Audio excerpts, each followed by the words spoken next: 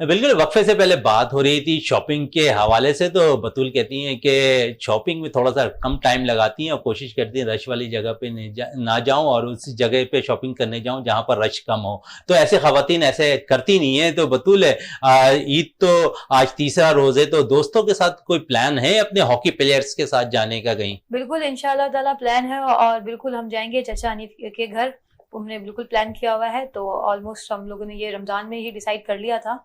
तो क्योंकि हॉकी की बात है, हॉकी फैमिली के बगैर तो ईद इनकम्प्लीट ही लगती बिल्कुल, है। ओलंपियन हनीफ खान हर बिल्कुल वक्त बिल्कुल KHA ग्राउंड पर मौजूद होते हैं, आप लोगों को ट्रेनिंग एग्जैक्टली। करवाते हुए नजर आते हैं। तो ये आप लोगों का हक है कि अपने ओलंपियंस के घर जाएं। रियाज साहब, जिस तरह बतुल कह रही है कि आज ये यहाँ शो के बाद जो अपने दोस्तों के साथ जो हॉकी प्लेयर्स हैं उनके साथ ओलंपियन हनीफ खान के घर जाएंगी, तो ये कितना अच्छा साइन है कि जूनियर्स, जिस तरह असातिज़ा की हम बात कर रहे थे कुछ देर पहले के, जो असातिज़ा हैं उनके घर हम पहले जाया करते थे, उनके घर पर ईदी लेने या उनके घर पे मिलने के लिए ईद पर।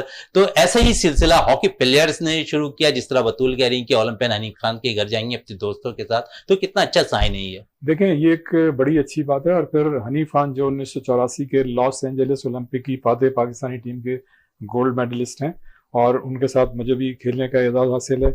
और उनके जो बड़े भाई थे अब्दुल अजीज़ खान, वो हमारे कप्तान हुआ करते थे जब हम मतलब एक टीम में होते थे डिपार्टमेंट की। तो मैं ये समझता हूँ कि हनीफ खान उन पाकिस्तान के उन चंद खिलाड़ियों में से एक हैं। ये ऐसे खिलाड़ी हैं जो पूरे पाकिस्तान, जैसे असलम रोड़ा लाहौर में, और तौकीर डार भी लाहौर में एकेडमी है, पेशावर में भी एकेडमी है, और इस तरह कराची में भी कई एकेडमीज हैं। लेकिन मैं ये समझता हूँ कि हनीफ खान तो खुद एक मतलब इंस्टीट्यूशन है, बहुत बड़ा यूनिवर्सिटी है, और वो चलते फिरते भी मतलब कोचिंग करते रहते हैं आम हालात में भी। और जिस तरह से वो मतलब मैनेज कर रहे हैं, जिस तरह से उन्होंने इन बच्चियों को इकट्ठा किया हुआ है, लड़कों को इकट्ठा किया हुआ है, जो उनका कोचिंग का अंदाज है, वो मतलब ये कि बड़ा कैजुअल उसमें अंदाज में वो चीज़ों को बताते हैं।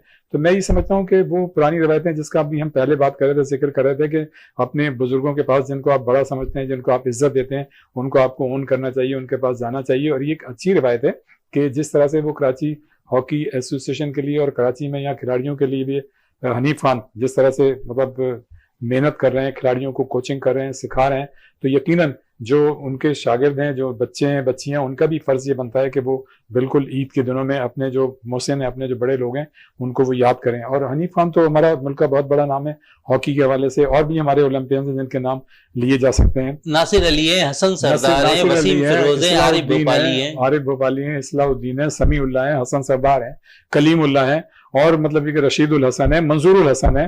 और फिर जो हमारे मरहूम, हमें उन्हें याद करना चाहिए, मुनव्वर जमा मरहूम, जो दुनिया हॉकी के बेहतरीन फुलबैक हुआ करते थे, काजी मुहिब मरहूम, शाहिद अली खान, जो मतलब तो मतलब ये ऐसे लोग हैं, और बहुत सारे नाम हैं, अगर हम उनके नाम ले सकें तो जाहिर है माजरत। तो मैं ये समझता हूँ कि इन रवायतों को जिंदा होना चाहिए और इस रवायत में हमें अमल करना चाहिए।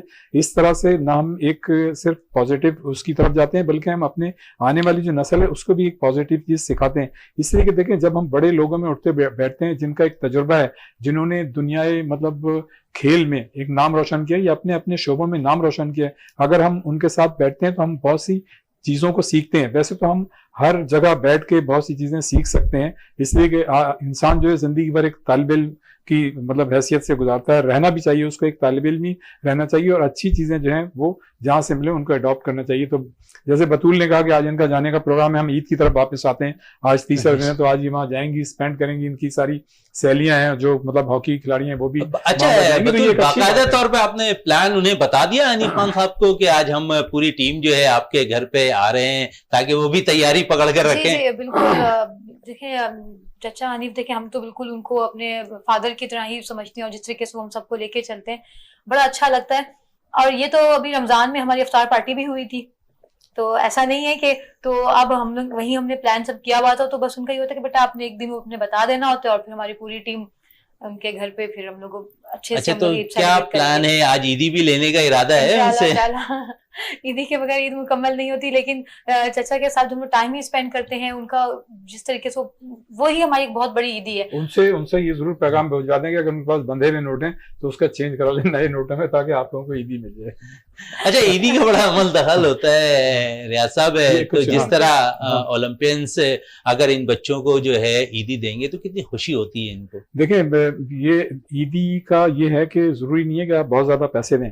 मुझे अच्छी तरह है कि हमारे खानदान में एक नाना मियाँ हुआ करते थे और उनकी ये रवायत हुआ करती थी कि वो जो थे 10 की गड्डी एक पूरी नई निकालते थे और सबको जो है पूरे खानदान को, जो हमारे 50-60 लोग हैं, अच्छा हर जगह वो खुद जाया करते थे। अल्लाह ताला उन्हें गरीक रहमत करे। मैं एक दफे शारजा में थे, वो भी वहाँ शारजा में, तो हमने उनकी इमामत में नमाज भी पढ़ी थी रमजान के महीनों में, बल्कि जब ये क्रिकेट वहां पे हो रही थी शारजा में उस जमाने में। तो मतलब उनकी ये रवायत थी कि वो बाकायदा हर घर में जाया करते थे, सुबह से निकलते थे और सबको, चाहे वो बड़ा हो या छोटा हो, सबको 10-10 रुपए। और उनकी जो 10 रुपए की बात थी वो उसकी हैसियत ही कुछ और होती थी। तो मतलब उन रवायतों को हमें भी जिंदा करना चाहिए। हम ये ना देखें कि जी हमारे पास मतलब एक इतने पैसे हैं तो अगर हम उसको इतने दे देंगे, नहीं, आप ठीक है, मतलब एक जो भी आपने देना है सबको इक्वल दें, छोटे बड़े को। तो इसकी एक खुशी होती है और एक ये ट्रेडिशन मतलब ये बन जाता है। जैसे आज में उनका ये चीज बन जाती है कि यार ये अंकल आएंगे, ये 10 रुपए हमें जरूर देंगे। तो आज देखें कि मतलब हम उन्हें अच्छे नाम से याद करते हैं और हम दुआ देते हैं कि अल्लाह ताला उन्हें गरीक रहमत करे और उनको जन्नत में आला मकाम अता फरमाए। तो ऐसे लोग जो हैं वो हमेशा याद रह जाते हैं। तो हमें भी अपनी जिंदगी में कोई ऐसी रिवायत इख्तियार करनी चाहिए। देखें, इंसान है, दुनिया में है, आया है, चला जाता है, लेकिन उसकी अच्छी जो चीजें हैं वो रहती दुनिया तक कायम रहती हैं। तो हम अपने बच्चों को भी मतलब यही बताएंगे, उनको ये कहेंगे कि आप न कोई मतलब ऐसा टारगेट फिक्स करें, ऐसा गोल अचीव करें, ऐसा रखें सामने जिसकी तरफ आप बढ़ें और वो जो चीजें हैं वो मिसाल हों, जो दूसरों के लिए भी मतलब अच्छी मिसाल कायम कर सकें।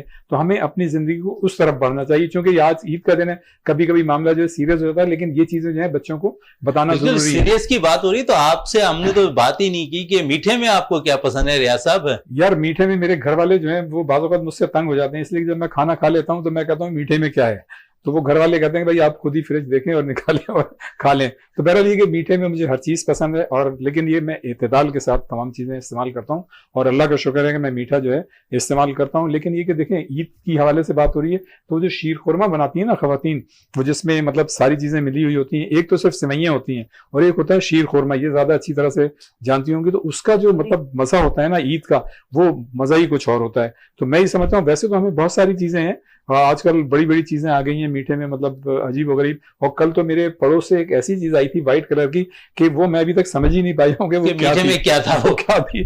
तो मतलब ये कि ये ऐसी चीजें होती हैं। बहरहाल ये कि मीठा जो है वो तो हमारे हुजूर सल्लल्लाहु अलैहि वसल्लम की सुन्नत है मीठा तो। लेकिन ये कि मैं अक्सर ही ऐसा करता हूँ कि जो जिन खजूरों से हम रोजा खोलते हैं ना, तो मैं कोशिश करता हूँ कि वो मैं सुबह भी लूं और घर मतलब ये खाने को रात ही को मौका मिलता है घर पे, दिन में तो जाहिर है घर पे होते नहीं है। तो ये कोशिश होती है कि अगर कोई और मीठा ना हो, जैसे रवायती मीठे होते हैं, तो अगर कम से कम घर में जो है वो खजूर जरूर होती है, वो खजूर जरूर हो। बतुल, जिस तरह रियाज साहब कह रहे थे, कल एक अजीब गरीब किस्म की चीज हमारे पास आई मीठे में, वो खुद नहीं समझ पाए। तो रेसिपीज भी बहुत ज्यादा अब देखते हैं होती हुई दिखाई देती है, तो खवातीन उस पर अब रेसिपीज पे बनाने की भी कोशिश करती हैं। तो समझती हो कि ये अच्छी चीज हो गई, क्योंकि अब मोबाइल का दौर है, सारी चीजें यूट्यूब पे मौजूद होती हैं। अब तो ये मोबाइल किचन में सामने होता है खवातीन के, उसमें से देखती जाती हैं और करती जाती हैं। बल्कि ऐसा ही नहीं है, बल्कि इवन मैं अपनी बहन को भी देखती हूँ तो मैं टाइम कहती हूँ कि भाई एक जो सीधी चीज है इसको किसी, ये मेरी एडिशन है, ये डिश थी, इसको मैंने ये बना दिया है। तो वो क्योंकि ये एक इंटरेस्ट की भी बात होती है, फिर जब वो इतनी वो क्रिएटिविटी आ जाती है ना, वो एक चीज से उसमें ये कुछ अपनी चीज ऐड कर दी, ये कर दी, एक नई डिश को बना के, तो वो बड़ा, और ये बड़ा मतलब उसको पसंद किया जाता है कि देखो हमने आज ये डिश बनाई है, जिसको इस तरह इस तरीके से, ये डिश ऐसी थी, इसे मैंने ये ऐड कर दिया, इसको मैंने ऐसे कर दिया, क्रिएशन पैदा करते हैं, क्रिएटिविटी ना। तो यही चीज आपके साथ 2 दिन पहले हुई लगता है, पहले दिन आपके साथ रियाज साहब किसी ने क्रिएटिविटी दिखाई है अपनी। हाँ नहीं, वो इत्तेफाक से मैंने पहली मर्तबा देखी वो डिश। जब मैंने घर में कहा कि खाना वाना खा चुका, मैंने कहा भाई क्या है, तो उन्होंने कहा कि आप ये टेबल पे, डाइनिंग टेबल पे आप इसको जरा खोल के देखें इसमें क्या है। तो वो देखा मैंने, तो वो मुझे बड़ी मतलब टेस्ट कैसा लगा आपको? बड़ा सॉफ्ट है, बड़ा अच्छा, मतलब ये फ्रेंडली टेस्ट था, बड़ा सॉफ्ट था, बड़ा अच्छा था। लेकिन वो चीज मैंने पहली मर्तबा देखी, तो मैं अभी कह के आया हूँ घर में कि यार आप भी बनाए, भाभी को आपने कहा है कि आप भी बनाए तो उस वक्त जब वो उनसे पहले पता करें। मैंने कहा कि उनसे पता तो करेंगे भाई आपने चीज हमें क्या खिलाई है। और मतलब आप ये देखें ना कि जैसे जैसे जमाना आगे बढ़ रहा है, जैसे बतूल कह रही थी कि नई नई चीजें जो है सामने आ रही हैं, और एक डिश से मतलब ये कि नई उसमें क्रिएटिविटी पैदा करके उसको नई चीज बनाई, नया अंदाज देने की कोशिश की जा रही है। रियाज साहब, प्रोग्राम में टाइम कम है, बतूल साहिबा आपका बहुत बहुत शुक्रिया। शुक्रिया रियाजुद्दीन साहब, आपका बहुत बहुत शुक्रिया। प्रोग्राम का अख्ताम करते हैं इस दुआ के साथ कि पाकिस्तान में खेल और खिलाड़ी तरक्की करते रहें और पाकिस्तान का सब्ज़ हिलाली परचम दुनिया भर में रोशन रहे। इसी के साथ अपने मेज़बान शहजादा मोइन को इजाज़त दें। पाकिस्तान जिंदाबाद।